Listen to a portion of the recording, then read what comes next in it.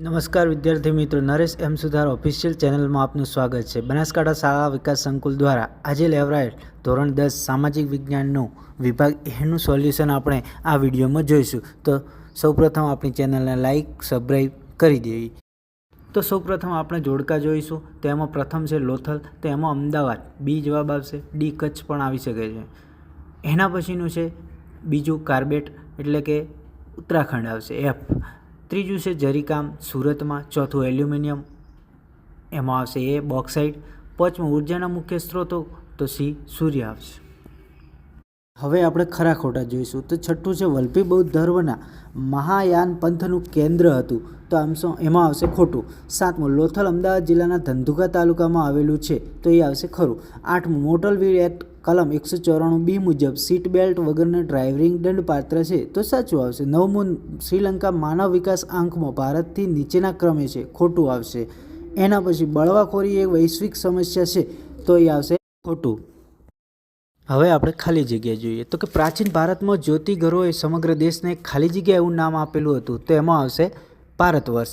ઈસવીસન ખાલી જગ્યામાં વન્યજીવોને લગતા કાયદા અમલમાં આવ્યો, તો એમાં આવશે 1972। 13મું પૃથ્વીના ખાલી જગ્યા ભાગમાં પાણી છે, તો 71% આવશે। 14મું સ્વતંત્ર ભારત પછી ભારતમાં કુલ વાવેતર વિસ્તાર લગભગ 38% સિંચાઈ થાય છે, એમાં આવશે 38%। એના પછી 15મું રેલ માર્ગમાં વિશ્વમાં ભારતનું સ્થાન ખાલી જગ્યા છે બીજું સ્થાન છે। વિકલ્પો જોઈએ તો 16મું અમને ચારે દિશાઓમાંથી સારા અને શુભ વિચારો પ્રાપ્ત થાવ આ સંદેશ કયા ગ્રંથમાં છે, તો એ આવશે ઋગ્વેદ। 17મું 1 કિલો ઘઉંનું ઉત્પાદન કરવા માટે લગભગ કેટલા લીટર પાણીની જરૂર પડે છે, તો જવાબ આવશે સી 1500 લીટર।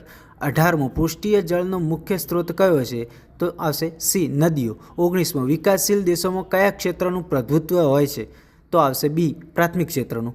20મું ભારે વાહન ચલાવવું લાયસન્સ કેટલી ઉંમર પછી મળે છે, તો આવશે સી 21 વર્ષ પછી।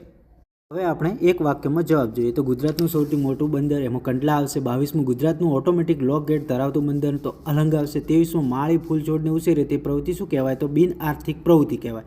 24મું પ્રાથમિક ક્ષેત્રમાં સમાવેશ શાનો થાય છે, તો એમાં આવશે ખેતી, પશુપાલન, મત્સ્ય ઉદ્યોગ, જંગલો વગેરે। અમારી ચેનલ લાઇક કરો, સબસ્ક્રાઈબ કરો અને મિત્રોને શેર કરો।